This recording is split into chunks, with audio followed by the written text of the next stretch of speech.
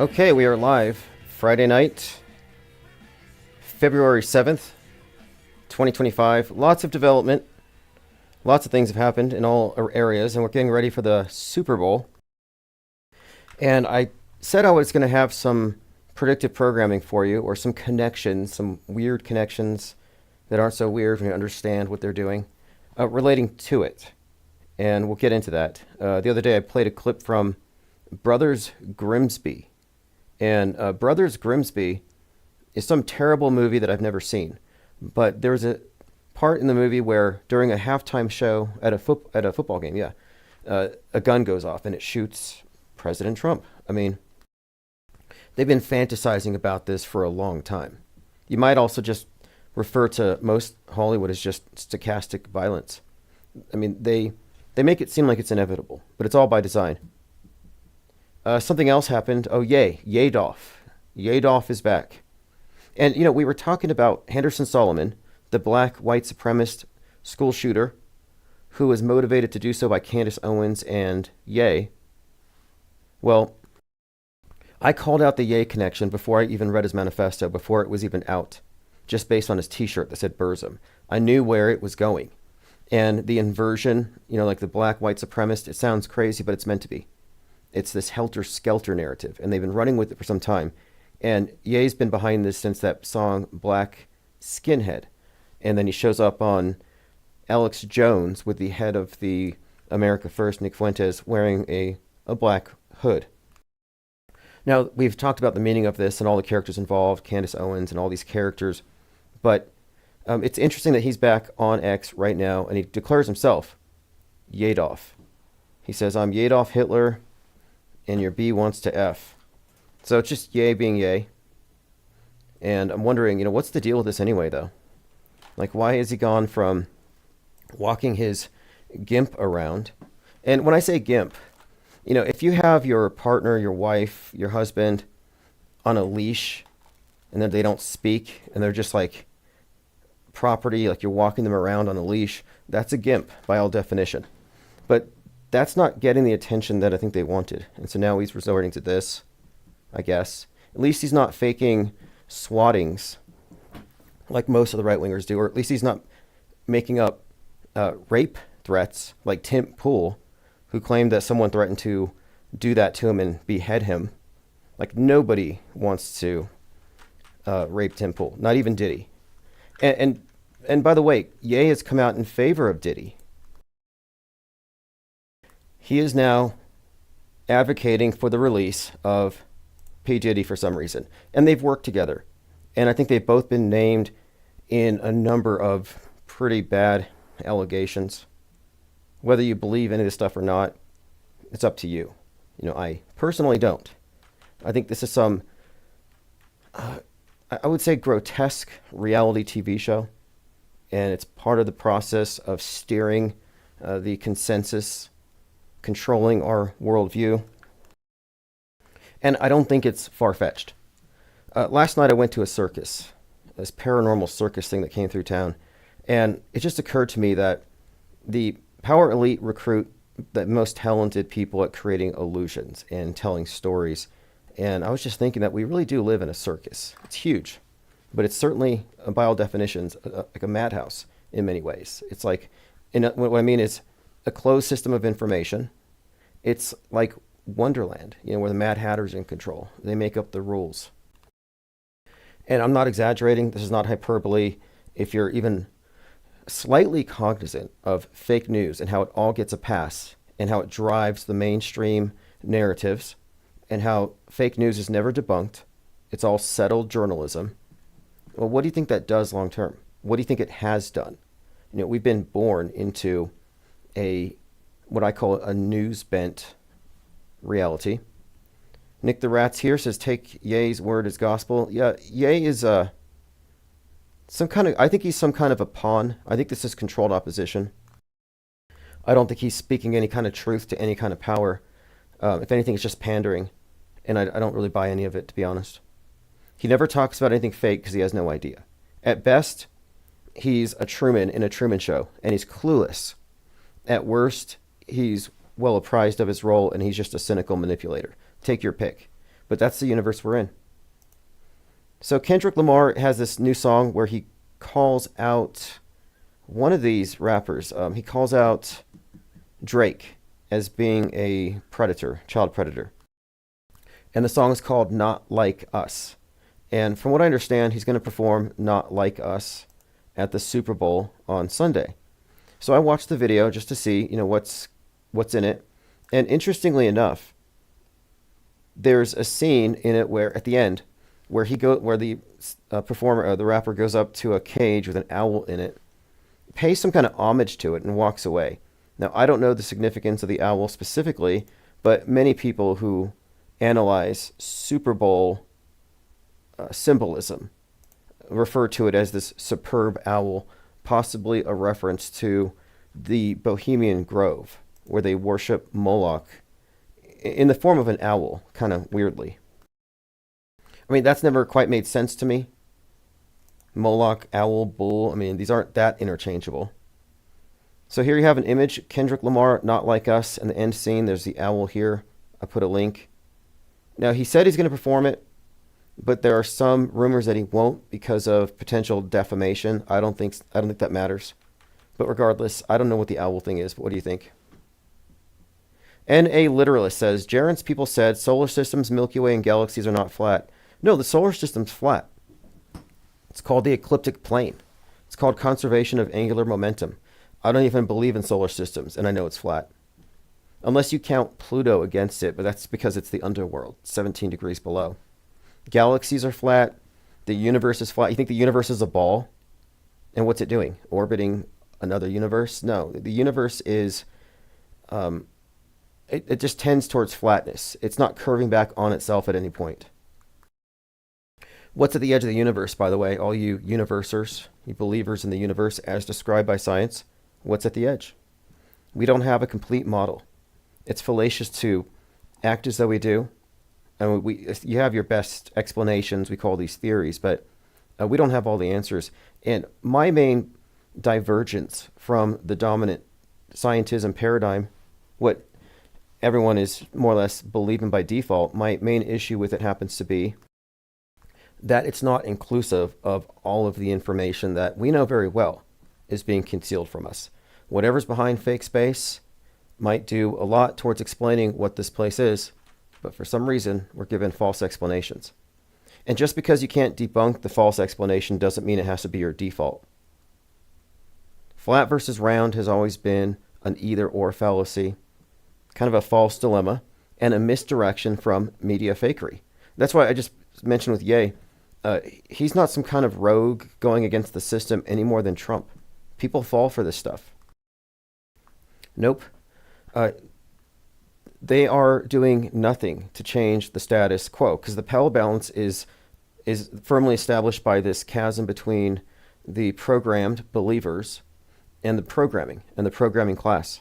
And the programming class is mostly programmed itself. But nobody's upsetting the big apple cart. All right, let's see who's here today. I notice every Super Bowl there's Doomsday prophecies by the Gematria people. The Gematria crowd who use their Gematria calculators. And I was thinking about this Gematria thing, by the way, because someone like Zach Hubbard, for example, builds his channel around it, and he consistently finds evidence for the Jesuits on everything. And I think the reason why is pretty clear. It's the Texas sharpshooter fallacy. If you have a broad enough field of information to draw from, you can really cherry pick anything.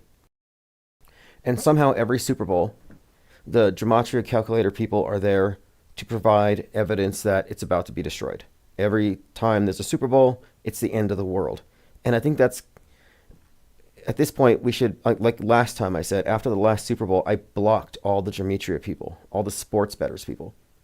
But I was just saying, I remember this conversation where Zach Hubbard had said that he never got into the flat earth. He never sold out for the flat earth money. And I thought that was kind of funny because it's the least monetizable zone in Trutherville. And there's no money in it in that sense. But I was thinking, if I had this way to predict the outcome of sports, I would be like Biff Tannen rich. because that's what he did. He was betting on sports because he had some foreknowledge. And so I'm just saying, I have no faith in any of these doomsday prophecies that pertain to Super Bowl, whatever it is this time, 59. Okay, and one of the issues with the Gematria calculator is that they have multiples. You should only have one calculator.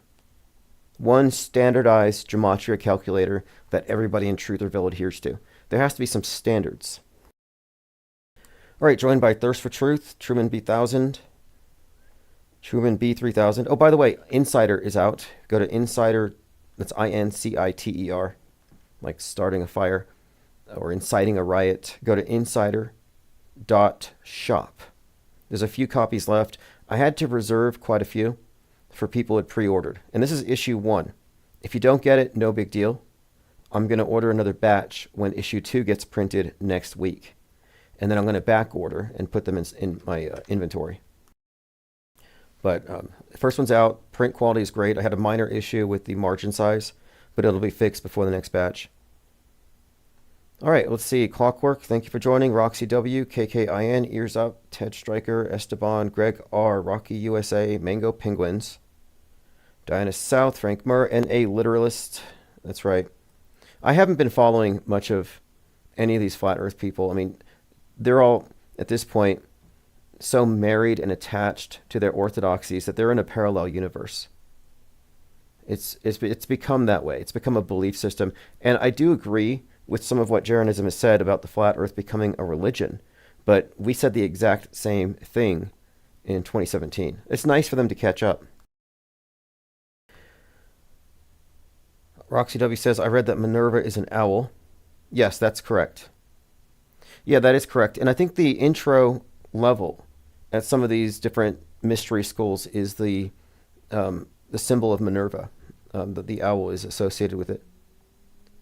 Yeah, Alan Smith, I watched Dr. Shiva's discussion with Flat Earth Dave, and I recommend it to anybody. Because what he really, and I agree with him 100%, he's insisting on a scientific methodology here. And that there should be an experiment that everyone agrees upon. He has experts, but he's right about methodology over Gish Gallop, which is what Flat Earth Dave is scientifically illiterate. And that's not acceptable if you've been in this arena for 7 or 8 years. And one of the main issues with the whole Flat Earth crowd is they're anti-science. Candace Owens, for example, I was just thinking about this. I was listening to her talk. She's anti-science. They associate science with Satan. And that's not going to get you anywhere. But having listened to Dr. Shiva explaining how he would approach the issue, I realized that he is a skeptic. And he's approaching it appropriately. He knows how to parse the information and how to suspend judgment, what claims to hold off on. He's not quick to agree on anything. And he was quick to put the brakes on when it was just trying to overwhelm him with a lot of things he couldn't test. So the rhetoric, so there's logic and there's rhetoric. And, logic has these formal rules. Rhetoric is just, you can kind of be convincing. And Flat Earth Day, for some reason, is convincing to some people. But anyway, my point here is that I have a letter I've written. I'm still adding to it, but I'm going to send something to Dr. Shiva, and I want to get into a conversation with him about applying the same methodology to the consumption of news media. And I want to see how far he can go. Because if he's willing to even slightly entertain the idea that NASA is lying and that all the space agencies are colluding and all the governments are colluding in massive lies, I think I can get into a fruitful discussion with him about media fakery generally and how systemic fakery is. Ted Stryker ordered 2 copies. All right, great. Well, you know what? I just picked up the envelopes. I am printing out labels in the morning. Those are going out immediately. I plan to have everything, as far as the paper goes, shipped out every day. And one other thing. eBay has this domestic hub where I can send the papers and they can go from there internationally, and I only pay domestic rates. So I will make it available internationally. You just have to buy it through my eBay store. So if you go to timosman.art, I will always have copies of the Insider there for international buyers. Esteban says, to hell with that tiny hat. He knows about the fakery. The people that pay him are the ones doing it. Diana South says, Flat Earth Dave is entertaining. I have to watch some of his older stuff. Yeah, sure. Sure, he's got his niche. You know, he's a niche earther. He's got his little niche. But as far as the whole topic goes, I think the debate is fallacious. And he doesn't seem very interested in a solution. And the final experiment doesn't seem to have changed the nature of the app. Thank you, Cope, and thank you. A couple of others have ordered, I think, the remaining copies. As I said, I had to reserve some, but more will be made available soon. So if you missed out on it, no big deal. We are in production now. So the IPS Insider is a monthly. And after, I think, maybe 5 or 6 issues, I'll have a different site set up specifically for taking subscriptions. But I just want to get the flow and see how many people are consistently buying. And we will set up a subscription so it's a reoccurring thing, and I'll have it out middle of each month. Yeah, I don't buy into that tiny hat stuff and all these euphemisms. What always bothers me about the groypers or the gripers, the Nick Fuentes crowd, and all the alt-right racist xenophobe types is they rely on dog whistles. Like, they're so timid and defeated and cowed. If they really believe this stuff, why are they hiding behind dog whistles and clever memes and euphemisms? Like, it's just a flaccid movement. It's not going anywhere. And I also put it in the same category as woke. And you have woke, and they're all about, you know, the white, racist West, systemic racism. And the far right is all about systemic Jews. It's like critical race theory versus critical Jew theory. And they each have their scapegoat, but they each live in their own universe of grievances and their own scapegoat for all their problems. Like, this group wants to take us into progressivism. This group's going to take us back into the past, into the pre-feminist, pre-civil rights era. And I'm just saying, I don't use these types of words. I don't play these types of games because I'm not in any of their boxes. But I observe it, and I like to understand where they're coming from. But there are certain things you can say unequivocally. And people don't like to hear some of these things, but these things are true. Like, if you were to do Venn diagrams, if you believe in chemtrails, you're probably sexist.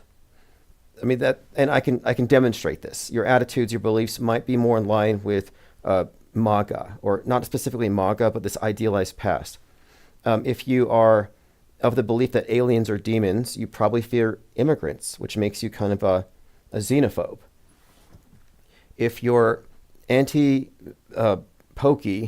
you probably have certain attitudes towards Jews. These are things that do correlate, and the lines don't cross. And I can go on the left and point out the same type of things. You know, if you're pro-pokey, you're probably scared of guns. If you love aliens, you probably want open borders, as in extraterrestrials. Like, there are correlations here. And these are boxes. I'm going to do Venn diagrams, but they're going to be squares instead of circles. It's going to be boxes. And I'll put it in the next issue.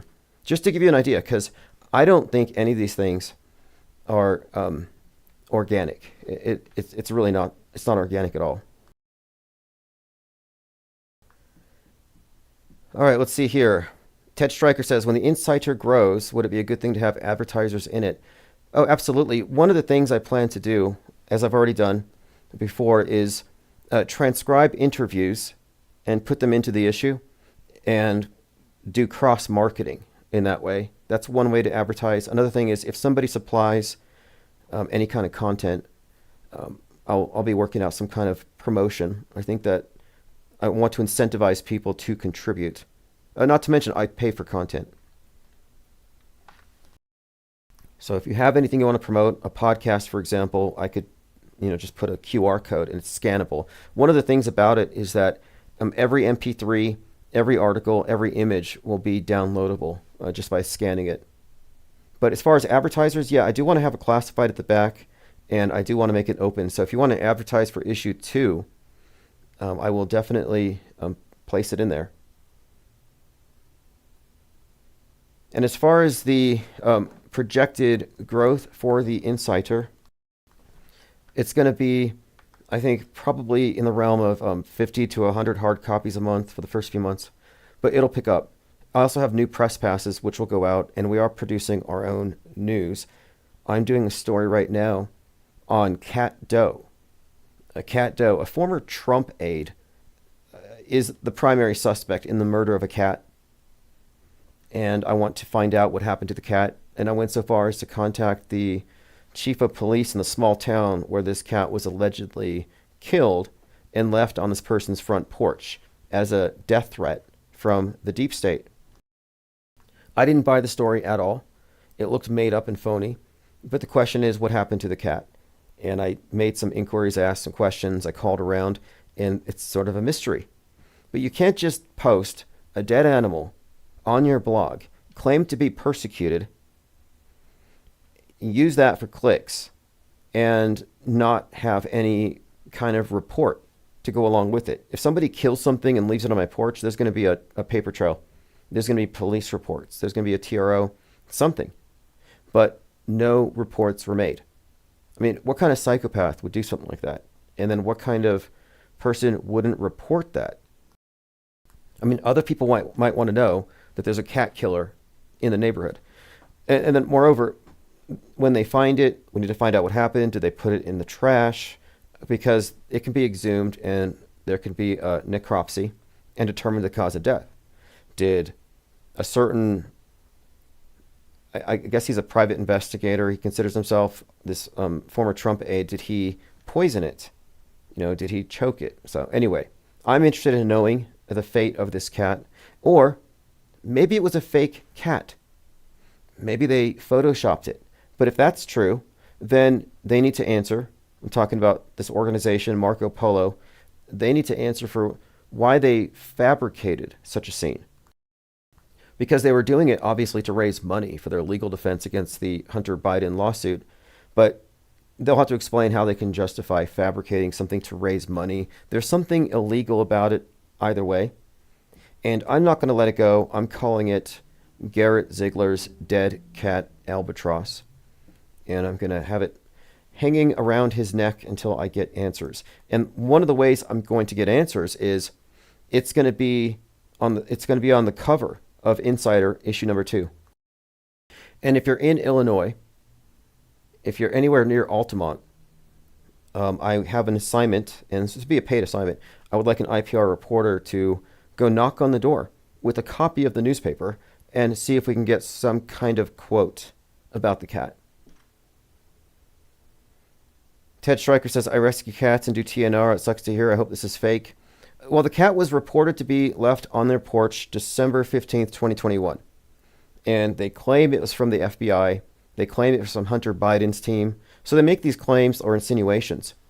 But the story just came and went, and no one ever followed up on the cat. And when I couldn't find a report, I got very suspicious that maybe it was fake.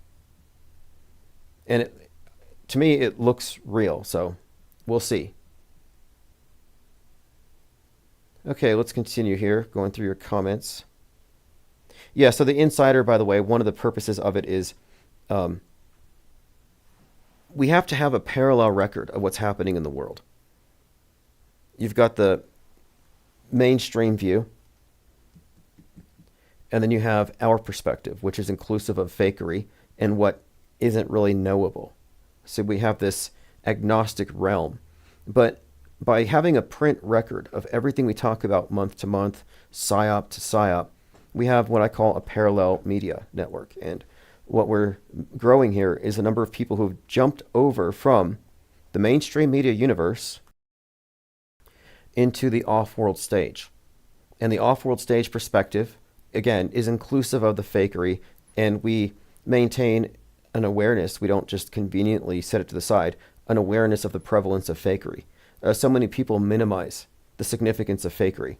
Oh, these are just blips. These are just a few fake trees in a forest. It's like, no, the whole forest is fake.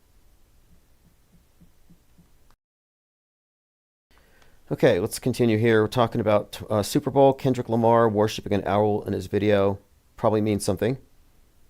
Donut, good account, says, the nationwide egg shortage is part of a fertility ritual of the Super Bowl in homage to Inanna. Egg shortage ritual, the fertility rites of the Super Bowl. Fascinating image here. He's got Kendrick Lamar sitting there and the football's between his feet like it's an egg he just laid. Like, it's hard to deny. And fertility rites, yeah, absolutely. When we talk about NASA, for example, NASAtology and its main rituals, this sun worship stuff, it's worshiping the generative forces of nature. By fertility rite, we mean the life force in all its different modes of expression, not specifically just the consummation. But there is definitely this recurring theme. And early February, you have this special rite, candle mass, which is kind of usually corresponds to the Super Bowl. But as we've been following, I've been noting every Super Bowl halftime show seems to be some kind of mystery Babylon fertility rite. And this is a consistent theme, and the nomenclature matches, the color matches. It's all encoded, but it's pretty obvious. Joe Santo says, the Eagles' record is 666 wins and 665 losses. As an Eagles fan, I hope someone else would bring this up. So if the Eagles lose, it's 2 666s. And some have noted that there is apparently a 666 on the LIX, like on the Super Bowl logo. Uki says, donut sucks. Look, anybody on X is suspect if they have a certain number of followers. Because I think what they're doing is, I think there's a lot of content farmers. And they look at all these content creators, people posting things with small accounts, and they just grab it all and they brand it as their own. And they never shout out their sources. And it's very important, in my view, to do so. The mainstream and alt media are so competitive that there isn't really any loyalty to anything. No ideal truth, none of it. It's all about clicks. Clicks over truth. But from the off-world stage perspective, it makes sense for us to point out our sources so that people can trace it, so everything is traceable. And the source isn't going to be some mysterious anonymous authority. I was always against Q just because it was anonymous. Here's something someone found. And again, I'm not a big fan of the calculator people, but Luca found this. Super Bowl 59 will happen 47 years and 45 weeks after Black Sunday was released in 1977. So Black Sunday is a movie where a group called Black September hijacks a blimp, puts bombs in it, and they blow up a football stadium. So there's that. That came out 45, 47. Again, Trump's hat, 45, 47.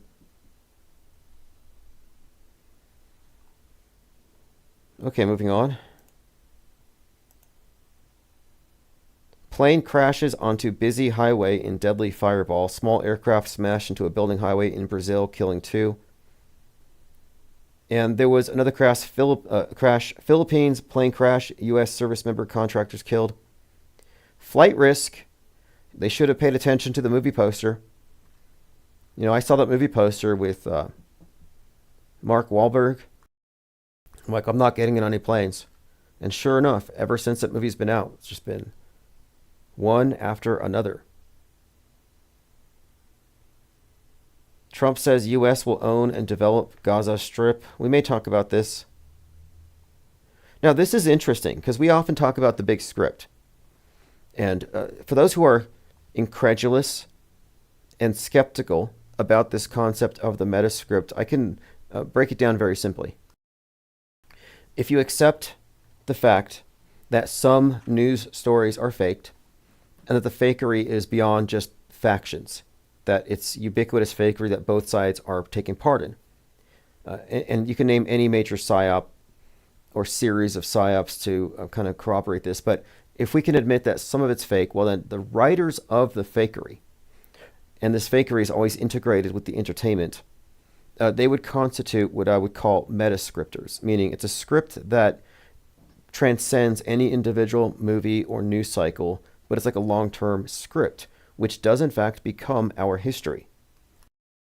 If you write a drill into existence, like planes crashing into building as a drill, you write this as a script for mass casualty simulations. You perform it, and then it happens for real, as it actually happened. what I'm pointing out is that when they fake an event, it has to have a story, a script. It has to be like a movie. It's fundamentally no different than a movie when we're talking about fabricated news and propaganda. So who are these writers? Well, these writers, and we've identified many, are propagandists working for the government, and they happen to it happens to be comprised of many very popular writers and directors and others who've been co-opted. Everything's been co-opted from the top down. Like there is no real grassroots to a certain extent. Everything has been so compartmentalized. I mean, look what they've done with the media. They've done the same with everything. But now, here is Sean Ryan's show, and they're talking about the Book of Revelations being used as some kind of playbook, manipulating events so they align with this story. And that's what we're talking about. If you look at the Book of Revelation as truthers, or as the general public takes it, it's a fiction. It's a story that is being apparently deliberately superimposed. We often talk about the various elements of it that show up in the psyops, but let me play this clip here, because here's what he says. There are people in power deliberately scripting the Book of Revelation to bring about Armageddon. I think they're Satanists who worship the dark force. Now, you can ignore the second part of what he said. The scripting is real, but the Satanist and dark force is designed to hook the right wing. You know, this is part of this bifurcated psy war, and the right wing is manipulated. And that's why they've been taught that aliens are demons. Tucker Carlson, aliens are demons. One of them scratched him in his bed. But let me play this clip. You know. I just, I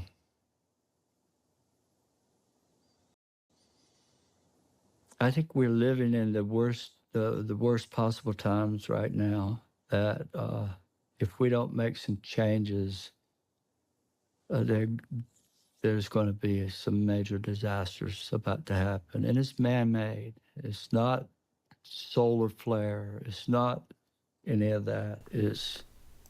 Anyway, more doomsayers. Thank you. Appreciate you feeding the crack, Gwen. Says the IPS, thanks for your support. Oh, yes. Frighteningly external reality. And presumably the flat earth didn't create itself. If it did, what created that potentiality? Good question. Gondola wishes infinite plane society, brought to you by Pfizer. Yeah, anti-vax is a cult. You're more focused on going after the non-believers than solving the problem. And that's really what it comes down to. And it's a bunch of virtue signaling. And I would argue, too, that anti-vax was created by the same people who created pro-vax. I mean, if you look at the Event 201 event, the tabletop exercise that preceded the 2020 pandemic, if you look at that event, they had already planned for resistors, for anti-vaxxers, for militant anti-vaxxers refusing to lock down. So you're a propaganda mule for the controlled opposition in the MSM. There's nothing skeptical about the position of being anti-vax. Like, I don't really know why people are still carrying on with it in 2025. You've been discredited. Your worst nightmares did not come true, and they never do. Another doomsayer here. Vaxageddon never happened. When it does happen, I'll contact you, and you can say I told you so. But it's not going to happen. You have to let the propaganda, leave the propaganda behind. It's wasting your bandwidth. Like, why aren't you scared of 5G towers? Like, I think about the selectivity people exercise when they choose what their main issue is. Like, I'm afraid of this. This is my main fear. And your main fear was brought to you by, programmed into you by, the breadcrumbs were put there by the PSYOP entertainment complex. So I'm not here for Pfizer, but you are here on behalf of the PSYOP entertainment complex. And if you are a propaganda mule working for the controlled opposition, how are you any different from being controlled opposition? You're just an unpaid crisis actor playing out a world stage movie script. Like, I don't believe in your cause. I don't believe in this guy's cause either. Okay, Henderson Solomon, Mind Virus. This is from Raw Story. This is interesting. Oh no, I know it was a joke, but I'm saying in general, anti-vaxxers have been kind of mad at me, and I'm like, get over it at this point. You've lost your credibility. I'm sorry it didn't happen. I wish it did. It would have been great, I'm sure, but it didn't happen. And that's another reason it's fake. Because people often say, how come the climate change people never celebrate the fact that the oceans didn't rise up, that the skies didn't fall, the world didn't end? How come they never celebrate it? How come Al Gore isn't given some kind of a trophy? Like, I solved global warming. It's not happening to the extent. I slowed it down. Like, they never take credit for having solved it. And the anti-vaxxers never take credit for having stopped Vaxageddon. Now, this is from Raw Story, Henderson Solomon. This is something I wanted to bring up because we brought up Ye, or Yadolf. This is connected to Yadolf and this idea of online communities radicalizing people, infecting them with disease X, with the madness, causing them to go out and do something violent. So this is again from Raw Story. This is a group called the DEPROgRAM Collective, part of an iterative effort to promote accelerationist violence to bring about the collapse of society. Henderson Solomon posted things from the DEPROgRAM Collective. It says this group was named a global terrorist entity by the U.S. State Department.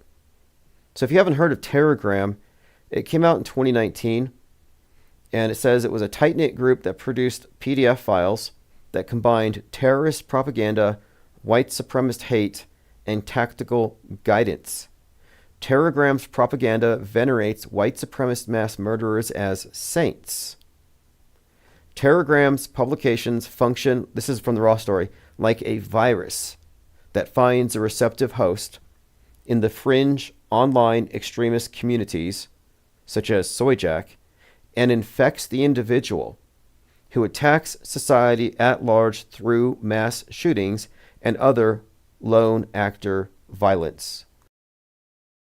Now, I called this out when Musk took over Twitter and called it X. I said, this is going to be the vector for the mind virus that turns people into rage killers. And this is all the monkey symbolism, the ape god symbolism, the rage virus from 28 Days Later, Civil War, the virus coming from the media, from the screens, the mind virus that justifies censorship. Because unlike other mind viruses that just make people do dumb things, this mind virus makes people kill. This is the one we can all agree. Look what Musk did. He opened it up. And, Musk, of course, his buddy, Ye, is named in the manifesto. And Henderson Solomon is being described as a receptive host who caught a mind virus that turned him into a white supremacist killer. This is the narrative that they've been building and building and building.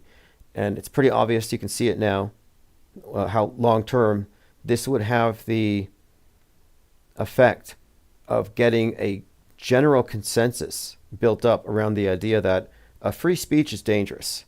Just like you need to have a lockdown to prevent viruses from spreading, this is going to be the justification for locking down the internet to stop the flow of mind viruses. And they've been building this up. Lean Dion says, same exact time Australian government passed controversial hate speech bill.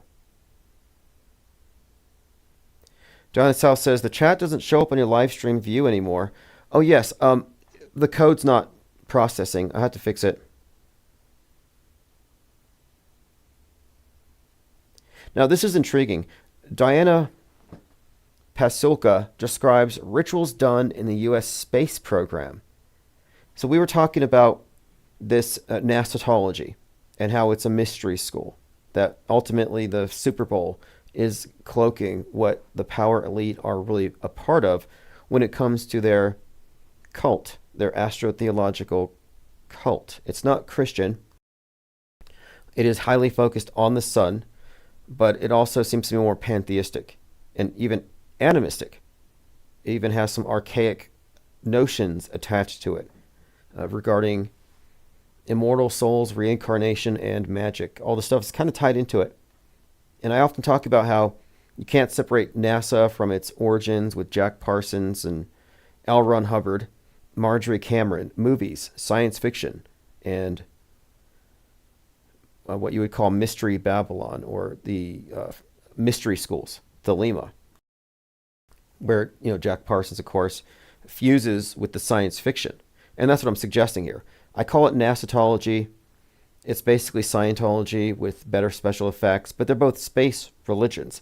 And both of these space religions are actually rooted in an archaic worldview, which they're now dressing up with science. Well, this is someone describing how in secret, behind the scenes at NASA, there are rituals done that seems to be some kind of worship of gods and goddesses. Here's what she says.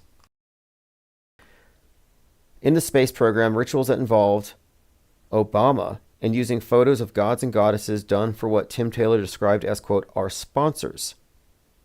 You're setting it up into space. Who's up? Oh, this is all crazy here. I'm trying to get to the part where she talks about how they read the stuff in Latin. She says, our space program today has really interesting rituals associated with it. Certain launches at Cape Canaveral, maybe not all of them, but they had images of Roman gods and goddesses put on the rockets.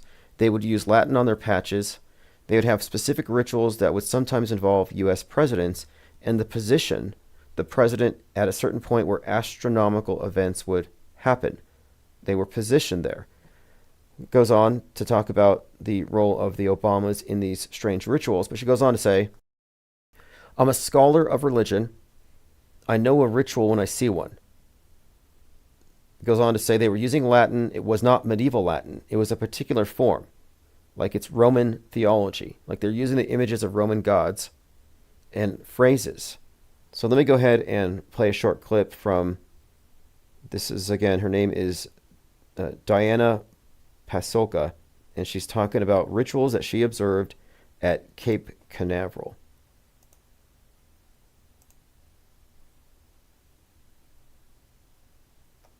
Specific rituals that they would do, sometimes involving U.S. presidents.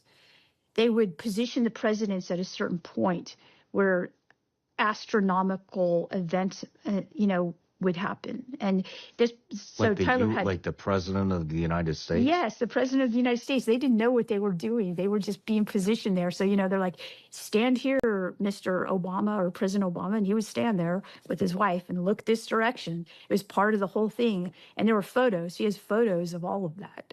I mean, can you be a little more specific? Why would they stand him in a Well, certain... see, okay, so this is obviously some type of ritual, and I don't know why they're doing it. I just know that I'm a scholar of religion. I know a ritual when I see one. He didn't even understand it. So I noticed that they were using Latin, and I noticed it wasn't medieval Latin. I was like, this is a particular form of Latin.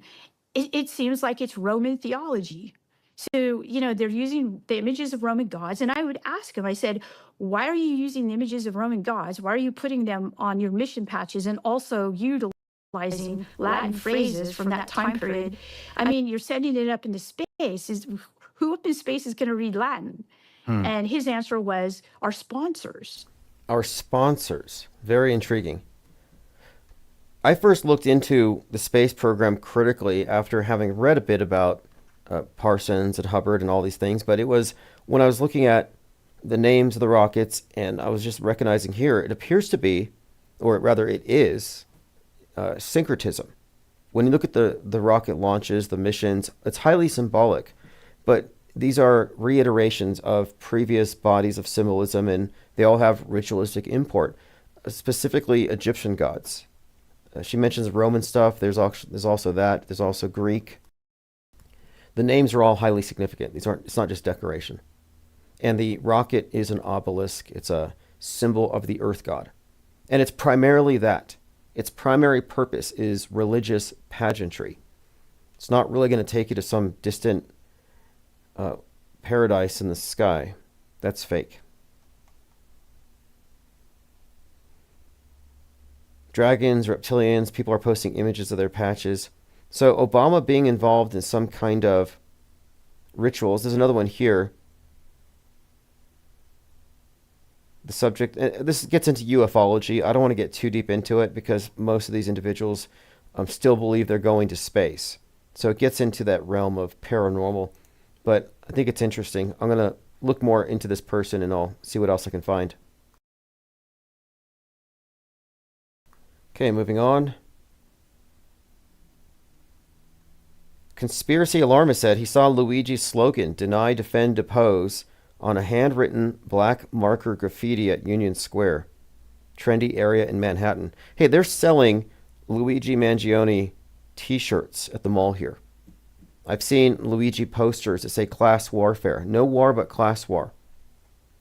You know, we're living in the Joker movie. And that's one of the main inspirations. In fact, I saw this trailer for a movie called Mickey 17 with the actor who plays Batman. And he's got this hoodie on and he looks just like Luigi. Probably not a coincidence.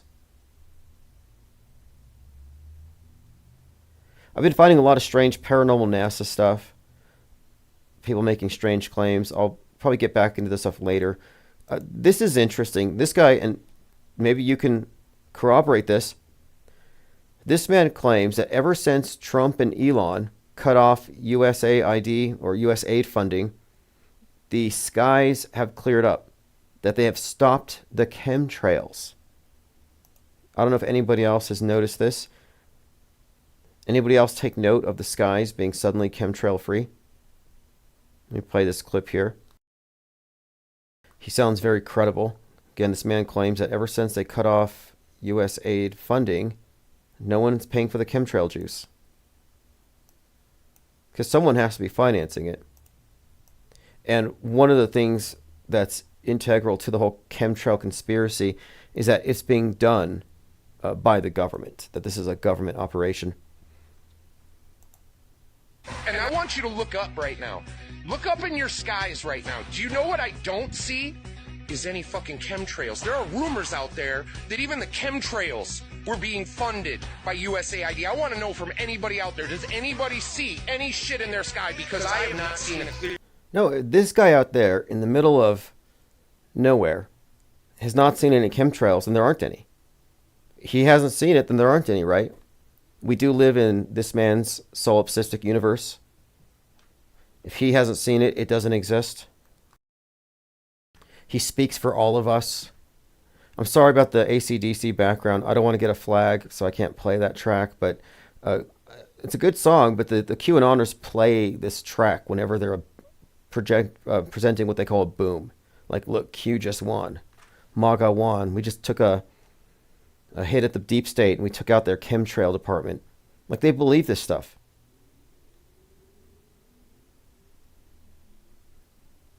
All right, let's move on. There are people posting about cloud seeding. Hilarious. I'm sorry, but chemtrail belief is technically a superstition. It is now a superstition. If you believe in it, you can no longer call it an ology. It's not a study. You're not a chemtrailologist. You haven't done any formal research into it. The best you can say is it's a superstition. And the reason why is laziness. If you believe in these things and you haven't researched the establishment cause of it and the predictability that goes back many decades of contrail formation, then what you're asserting is absurd. It's actually intellectually indefensible and lazy. Like, we need to stop it with the chemtrails. I mean, it's so bad that it's like alternate climate change. And I've been seeing it evolve where people are saying, oh no, now they're doing climate manipulation. So it's climate manipulation, climate change. These are distinctions without a difference. Like, how did they manage to get truthers onto Team Greta? This is right out of Edward Bernays' propaganda. We're talking about manipulating minds en masse. That's what we're looking at here. All right, let's move on here. I'm going through my points of interest for the day. I guess the main thing is we have a P.O. box, so you can send me cult literature. I'm sorry, you can send me your whatever. And I will read letters. They don't have to be handwritten. You know, you can print them out, but if you prefer to write, you can write. And it's at ips.monster. Let me go ahead and open up phones, I suppose. Sunday is going to be a big truther holiday. Happens every year. Ye is spiraling. Let's see if he says anything good. It's all caps. Ye goes DeathCon 2. And they're still calling it DeathCon. Okay, so he's mad at Jews, mad at Jews. Is this going to make a dent? Do people care anymore? Okay, yeah, I don't know. It just seems like he's repeating a previous set of claims. Just the usual stuff. Hardly worth looking at.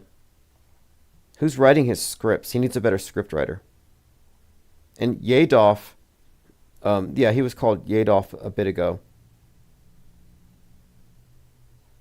All right, well, no more chemtrails. I guess that's good news. If you go to my shop, by the way, if you're international, you can order the IPS Insider there. Adam Weishaupt's birthday was February 6th. I kind of missed that. It was yesterday. Founder of the Bavarian Illuminati, coincidentally founded the same day that the Declaration of Independence. Is that it? May Day, 1776. Also the birth date of crisis actor. I'm not going to go down that trail just yet. I do want to get into the Super Bowl stuff. There is quite a bit there, but it seems to be indicating a nuke. One of the stories that we're seeing popping up is Sum of All Fears. And they're hyping up this nuke scenario. But as far as I can tell, if I'm basing it solely off of what we have been conditioned to expect, it's looking to me like Seattle. So here's from Donut. The superb owl ritual is a massive egg fertility ritual. Interesting, again. If you look at the LIX, he's found 6s in it. Not surprising. But connecting with fertility. Again, there's a theme here. And I'll release a video tomorrow to kind of go deeper into this before the event itself.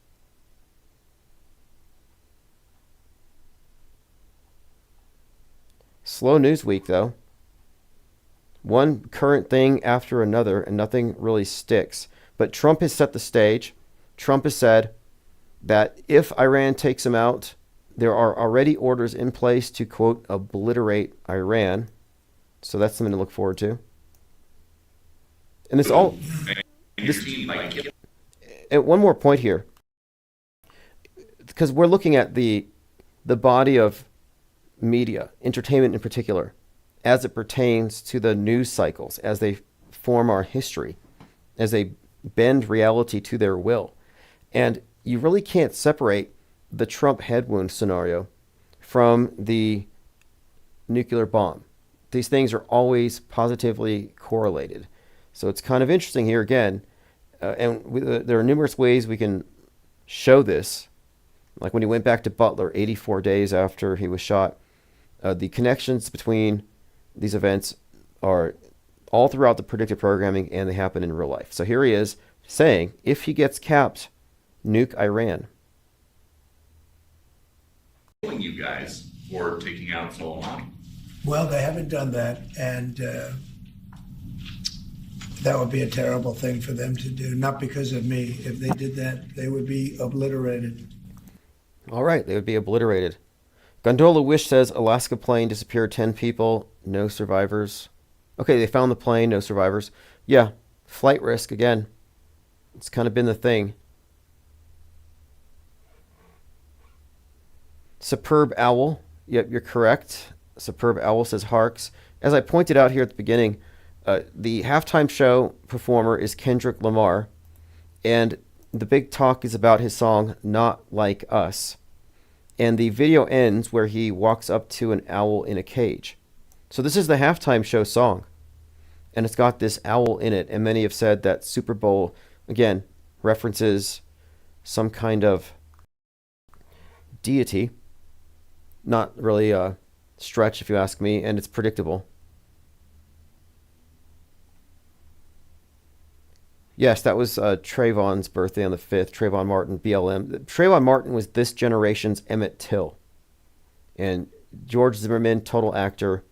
Old psyops. But, sometimes it's good to retro auto hoax. Go back in time, see what you may have glossed over.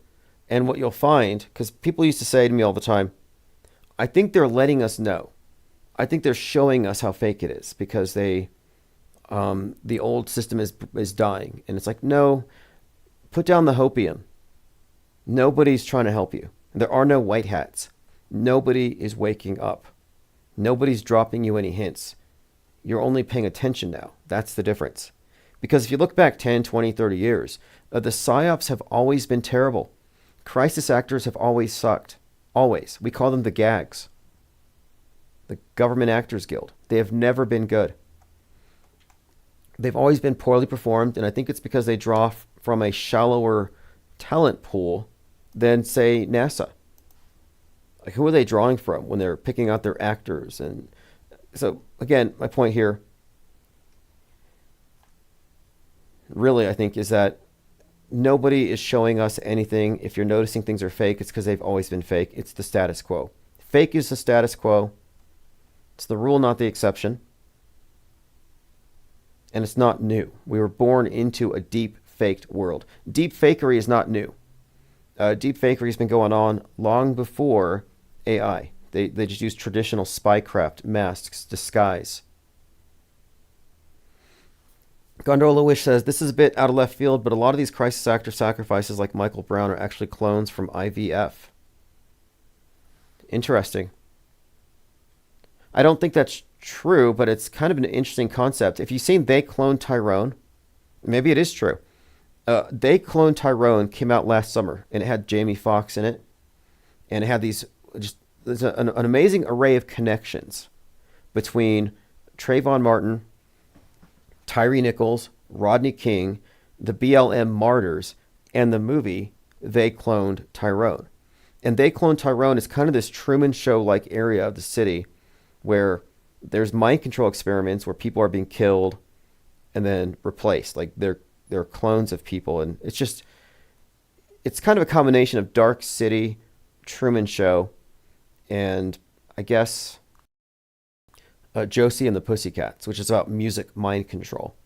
So if you haven't seen it, They Cloned Tyrone, Jimmy Foxx is in it. But my point is, in that movie, they made this case that there were in fact clones being used for these purposes. And it's kind of intriguing because if you remember, before the movie came out, Jamie Foxx had supposedly died on the movie set and was resurrected. And then later, and I saw this on the news, it was on CNN. He was 55 years old. They said this happened. In fact, he was on a commercial with an owl, an eyeglass commercial, Jamie Foxx, at the same time that, I have this on a blog somewhere. So I noticed Jamie Foxx on a commercial for eyeglasses with an owl on it.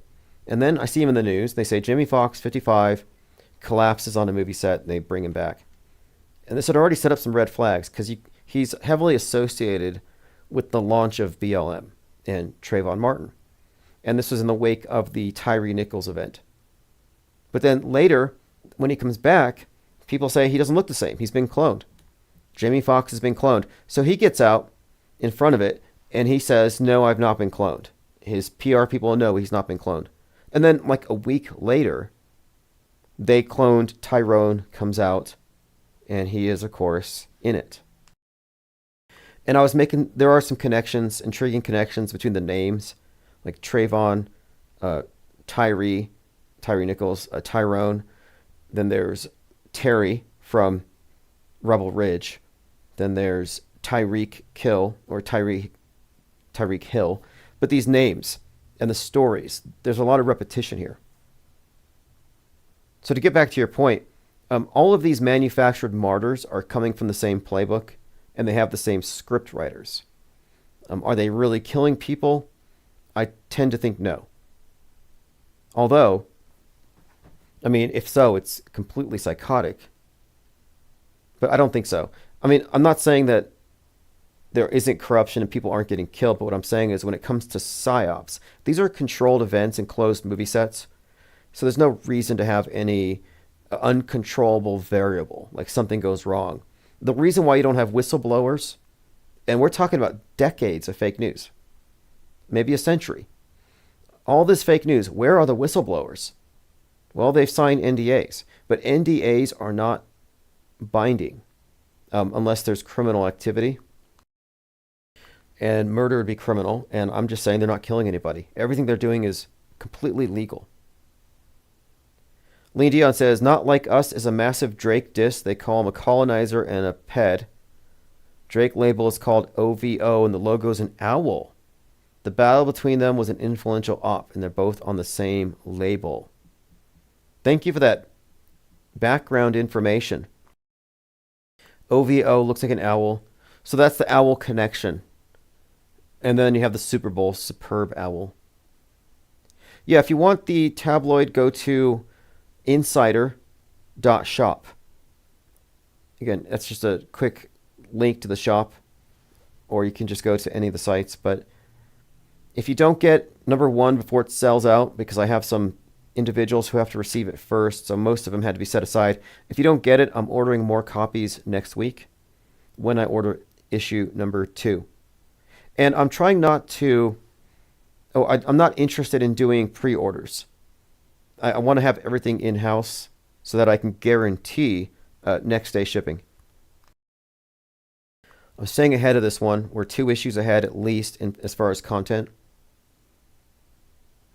Gondola says they think nothing of disposing of clones because they're soulless meat suits. It's an interesting concept, but I think it's far more likely that they're using hyper-realistic casualty simulation dummies. It's highly unlikely that anybody's dying. But, it's interesting conjecture. I happen to think a lot of the clone talk was artificially introduced into this arena to cover up anybody talking about hyper-realistic masks. It's easier to discredit somebody if they believe that this celebrity's been cloned than if they knew the truth and they said this person is a deep fake. This person doesn't exist. This person is a hyper-realistic mask that is utterly foolproof. Like, we're not supposed to know about it. We're not supposed to know how advanced deep fakery has always been.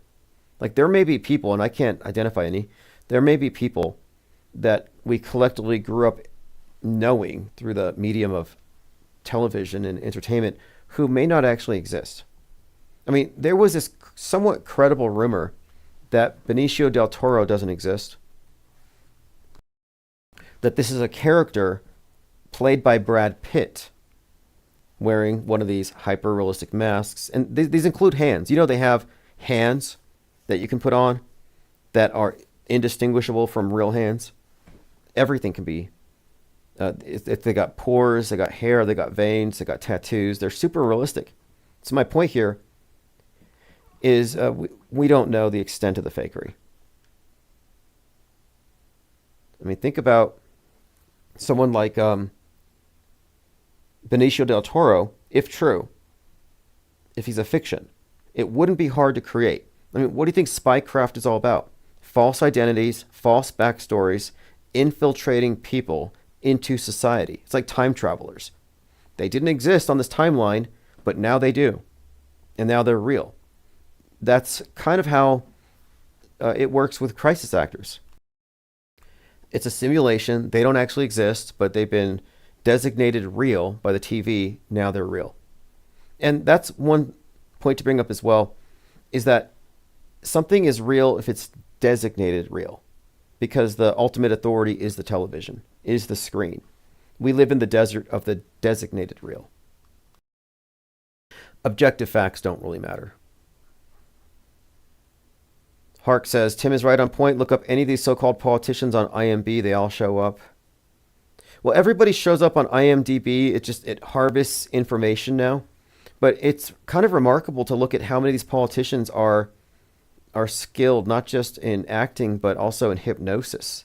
That's a rabbit trail I was kind of delving into at one point.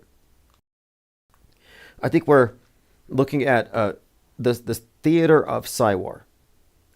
And I think that this system is far more sophisticated than truthers give it credit for.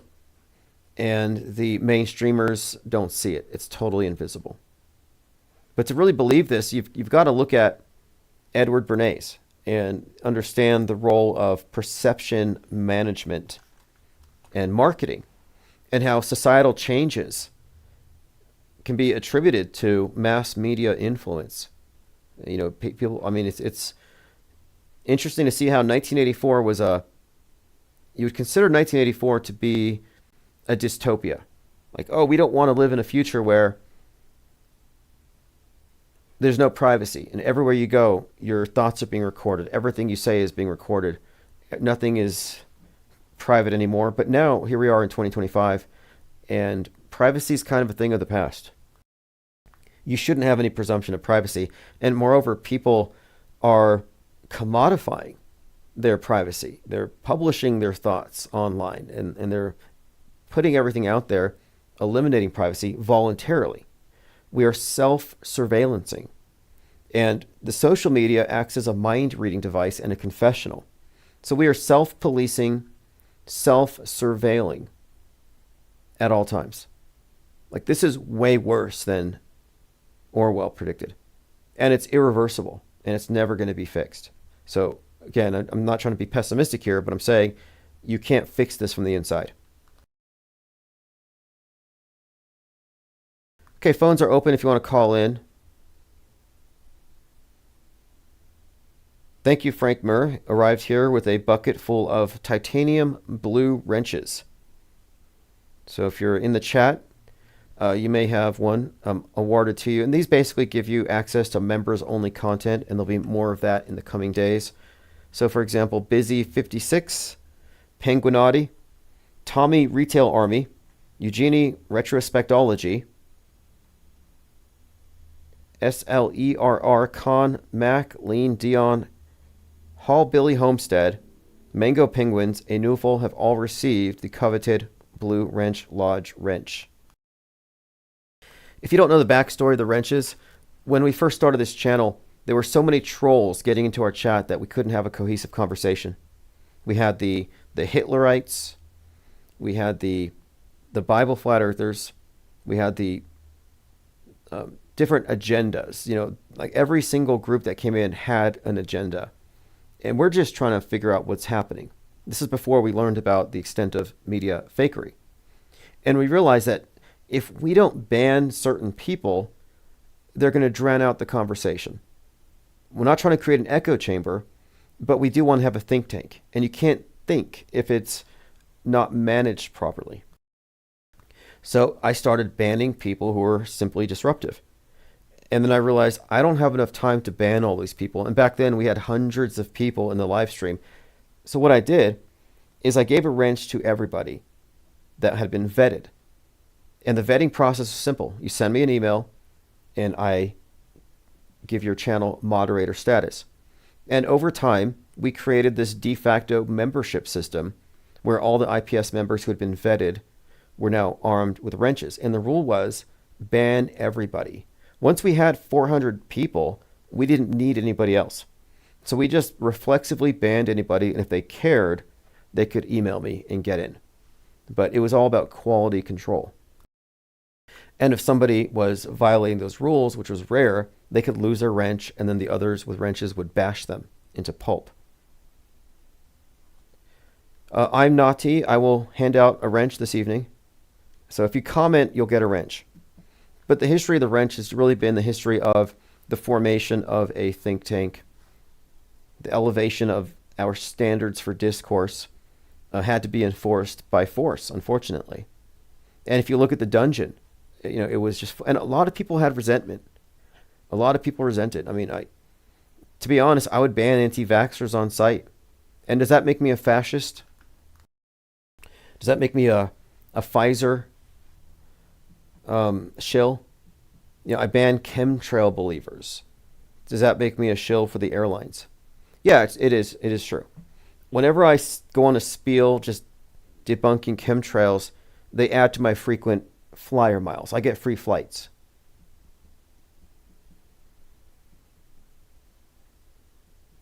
Okay, let's move on. Phones are open, 505-510-4226. I have this mind map I want to get into. Maybe tomorrow for Infinite Planes Saturn Day. And it connects Helter Skelter to the Turner Diaries to Kanye West, Candace Owens, Nick Fuentes. Connects them all together as part of a concerted psyop. One of the things we do here is we map out the psyops. We map out the correlations between the news, the media events on the world stage that are presented as news, rather, the entertainment, the arts, and all the main actors in these events. I mean, consider the significance of The Madness, #1 movie on Netflix. Main character is basically Elon Musk, and people are noticing this. It foreshadowed Luigi Mangione, but it contains a number of main characters who are clearly based on real people in alternative media. Like, it is so closely aligned that I'm surprised that they're not suing Netflix for their likeness being stolen, but they're not reacting to it. Like, I would imagine that if Laura Loomer wasn't a shill, she would say, "Hey Netflix, why did you put me in The Madness as Lauren Jennings, the crazy conspiracy theorist girl who gets killed by a nerve agent?" If I was Stu Peters, I would say, "Hey Netflix, why did you have me dismembered in the opening scene?" And I'd go down the list. I mean, really, Elon Musk ought to wonder, why did they have him assassinated in The Madness? And ever since then, on Blue Sky, there have been endless calls, ever since Luigi, for Musk to get it. And then you had that Green Beret blowing up a Cybertruck in front of Trump Tower. And the significance there to me is the Green Beret. It makes me think of Luigi and the Luigi character, the Green Beret, and Joker, the green hair. There's some symbolism here attached to the chaos agent.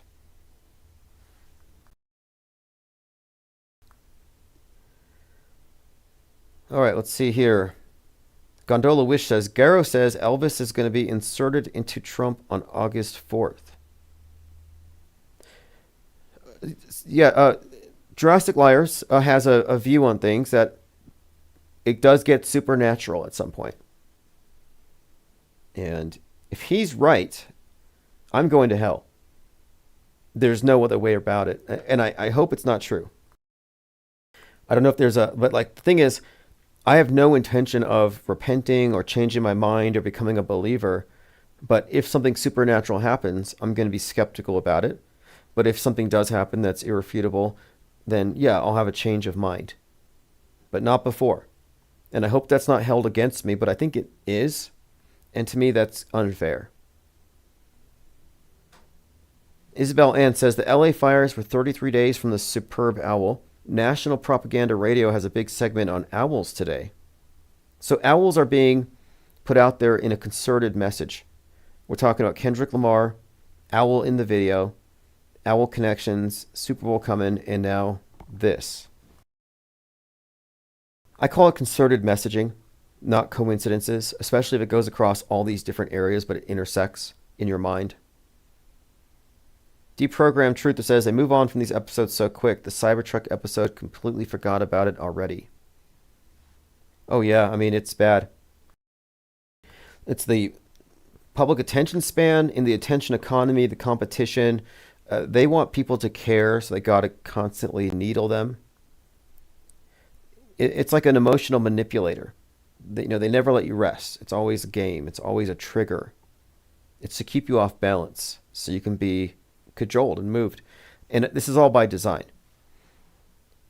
I'm going through my headlines for the IPS Insider issue 2, and it's a list. It's like drone swarm, fires, plane crash, plane crash, plane crash, assassination, assassination, plane crash. But it's just going through. And I'm going to do a deep breakdown of Leave the World Behind. Even though it seems like the Insider is a niche publication for people who figured out how fake news is, many aspects of it will have a broader appeal, and I am aiming for that. And I think that the breakdowns that we do of some of these movies might have a wide appeal to people who just like movies and digging into the subtext. Weren't owls a big part of the Harry Potter thing? Joe Santos says, I think no one goes to hell unless they're so bad the person... Yeah, it's kind of a folk myth more than anything. There isn't really any biblical basis for it. I personally don't believe in it. I do believe that consciousness doesn't end with bodily death. And what I believe to be communication with the recently deceased at various points has convinced me that no, the dead aren't going anywhere right away. I mean, if ever. I don't know how it works. I think there might be a period of time where they may be active, but I'm not sure how it works. There's this cult called the Church Universal Triumphant, and they believe that we're in the midst of a spiritual battle, light and dark, souled beings versus unsouled beings, but that there are some who choose to remain behind post-mortem in some kind of a limbo in order to aid those who are trying to escape this place with their souls intact. They call them ascended masters. Anyway, that cult had this prophecy that China and Russia was going to nuke everybody back in like the late 80s, and they all moved into these bunkers. They started chanting to the ascended masters and channeling the archangels. Well, it didn't happen. We didn't get nuked. The world still stands. And the cult did not disband. And this is an important point. This big cult, they say the world's going to end. They go into bunkers. They sell all their stuff. They alienate their families. They're totally brainwashed. The Doomsday prophecy doesn't come true. They don't just wake up and leave the cult. They say, we prayed so hard that we stopped it. We saved the world. Now, no one's going to believe them, but they're satisfied with that, and the cult didn't die. We see the same phenomenon all the time. Flat Bob says, you die, you go to the spirit world, you come back, rinse and repeat. I think so. And I think the rinse part is where they wipe your memory of your previous incarnation. I mean, I think there's this concept of the soul in some like Egyptian concept I'd read about where it's divided. Like you got the terrestrial soul, you have some higher soul, and then you have the one that's created during your lifetime. The sense of self, that's like the integration of the two. And depending on how you live, that part may or may not achieve immortality. Like there's that scale at the end, heart and a feather. And this is, did your material aspects outweigh your spiritual? And if so, you lose. And I think that may be the contest here. I think that this is, in a sense, something of a game. And I think winning just means not losing in that sense. You have to retain your soul spark, but everything is designed to convince you it doesn't even exist so they can just disabuse you of it. Diana South says, Flynn repeated that prayer to the MAGA cult. Oh yeah, yes. General Flynn, Michael Flynn, had the MAGA people reciting the prayers of the I Am Temple to summon the ascended masters and the archangels.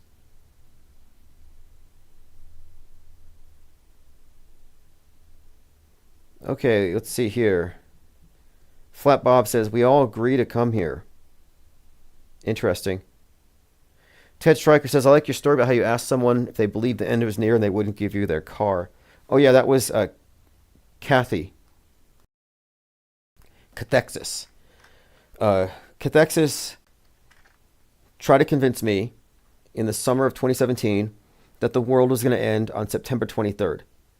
And I'm like, it's going to end? And he said, well, it's going to be ending on the 23rd. Tribulation, end of the world. And so I said, well, can you arrange to give me your car and whatever you have in your bank account, and I'll put it to good use on September 24th, 2017, since you won't need it, since you're being raptured, which he believed. And he said he wouldn't give me his car. I'm like, why wouldn't you give me your car? Or do you not really believe it? It didn't make sense to me. It just seemed like a contradiction. So then September 24th came, and he said, well, when I said it was the end of the world, I just meant it was the beginning of the end. So the 7-year tribulations begin. So the tribulation started September 23rd, 2017. That has passed. The 7 years have passed. So congratulations. You survived the tribulations.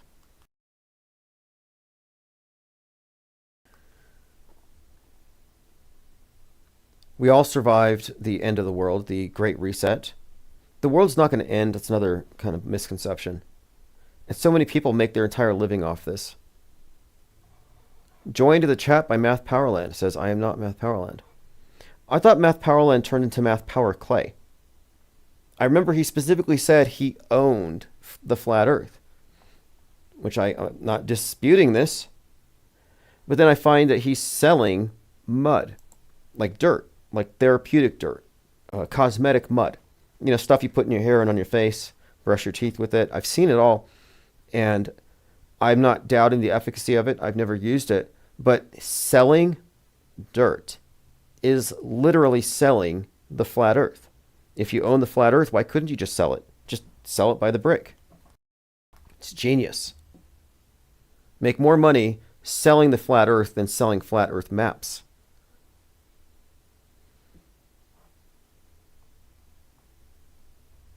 Thinkerbell says, books on this, Destiny of Souls, Journey of Souls, Hypnotherapist, Regress Clients. I've come across some of that, and I think it's intriguing. I think it really is. I think it's also notable that souls aren't part of the dominant paradigm. You know, we're evolved apes, and we have these big egos that make us think that we matter. That's why you think you have a soul. It's really just ego. But nothing means anything, and we are just accidents of nature. It's blind luck we got here. And everything's grinding to a halt. Like, if that's true, and we're all soulless, and this is a dead universe, you know, that's one thing. I could accept that. But I've had experiences that contradict this, which, again, makes the question of souls very interesting. And I think it's notable how it's just been kind of shoveled to the side. It's like talking about magic or ghosts or Bigfoot. It's kind of put into the realm of, you know, religious belief. But I think there should be some rigor applied to our definitions, for example. Like, what do we mean when we say soul, for example?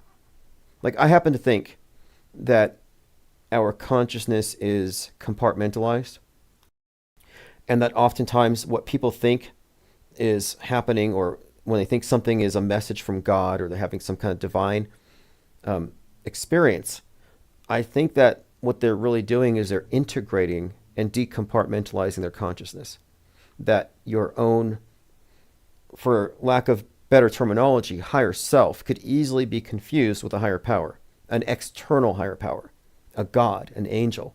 And I actually think that mainstream religions are a trap designed to make you externalize every concept of God, so you don't realize your own inherent divinity. And this is very consistent with how mind control works in general, but this is soul control. If you look at how the media gets you to outsource your perception and to put the authority of this prepackaged version of things over what you experience. So right there, you are outsourcing a great deal of your consciousness and your worldview formation. And I think similarly, religions are designed to have you outsourcing your spirituality. Okay, let's continue here. Gondola Wish says, it's way more complicated than souls, not just one level. There are oversouls. Yeah, I get the idea too that there's a tug of war, some kind of a fight. I think that there are beings that, for all intents and purposes, are like, I mean, the word evil is kind of vague, but a way to describe it would be like, sort of like in the if you've seen the series, The Squid Games. You know, these people are caught up in this game and everybody dies. But you have some people who are working for the game, and their objective is to kill everybody before they make it to the end. And I think that we live in the Squid Games, basically. That a great number of people in the world may not have a higher celestial origin, may not be incarnated beings, but may in fact be, you know, AI simulation. People talk about the stuff like some NPCs. Well, I think there may be a large swath of the population. Maybe it's 50-50. But I don't think that everybody is ensouled. I don't think everyone has good intentions. I think there's an objective war on souls, on consciousness. I have a very Manichaean view of things. I do think that they're right. And it was a major world religion at some point, but I do think the Manichaeans have it right. Like, I do believe in a few things. When I say, and I hate to say I'm a believer. I have my reasons, but I know that these reasons are anecdotal, and I can't use that as evidence, so I don't even try. So I have my convictions, but I don't have any way to convey them or even promote them as true, but I do not shy away from saying what I think about it. And I notice a lot of people are afraid to even discuss objective evil as a force, or soulless beings, or there even being some kind of a dualistic struggle between light and dark, that this place is inherently some kind of a trap. A lot of people shy away from that. New Age is just awash with hopium and magical thinking, but it's not realistic. There's no situational awareness in this. Like, you think the mind control operation that we talk about all the time that spans billions of minds is the extent of it? No, there's multiple levels of control, the physical, the mental, and we would be remiss if we didn't look into the spiritual dimensions of it. Thinkerbell says, what about the soul grab when we die, and those who think the moon is an alien soul processing facility? I've heard about this idea that this realm we're in is a projection from Saturn, and that the sun is transmitting the life force down, and the moon is like vacuuming up the death, and then you're in this endless loop if you go towards the light. I've heard these things. I think it's intriguing. And I think it's worth talking about. We have to have a model to discuss this. Like, what is the model of the world? Yeah, we talk about shape and stuff, but like the bigger picture, like, how do you conceptualize it? Like, I happen to think that the universe does not exist until we experience it. I think it's actually human-centric. I don't think we're latecomers to the scene. And I'm not saying I don't believe in the process of evolution. I'm not a science denier. But I don't think that science is inclusive enough of all of the available facts. Math Powerland says, if you believe in visualization techniques and being able to manifest your own reality, this place is literally under mind control, right? That's true in many ways. However, it's important to emphasize that belief doesn't create reality. For example, billions of people believe in the moon landing. It's still fake. So it didn't change anything, did it? No. The mind control works by creating a simulation of the world in your mind. And that's what they manipulate. And people think the simulation is the real thing. That's why so many truthers get tripped up when they say glitches, when they see coincidences everywhere. They think, okay, well, reality's full of glitches and coincidences. It's like, no, I'm sorry, but reality isn't what you saw in the box. That is an interpretation. But they want us to conflate the map with the territory. And I'm saying we don't have a map. And everybody's arguing from their maps. And it's like, we don't actually have a map. We don't have a complete map. The complete map we're given contains trillions of light years of emptiness. And then they don't even know what's at the edge. So I don't believe that visualization techniques cause people to manifest their reality. That's really not true. And if it is true, if you believe that, prove it. If you say you're a genie, manifest, do some genie stuff for us. I'm interested. And I am interested in various magical philosophies, the theories behind it, and what might explain how it works. But if it was as simple as visualizing things and then they manifest, I think the world would be a lot more contented. I'm not saying that doesn't play a role. But I think we have to be cognizant of arriving at a solution that has a faulty premise. Again, moon landings are fake no matter what we believe.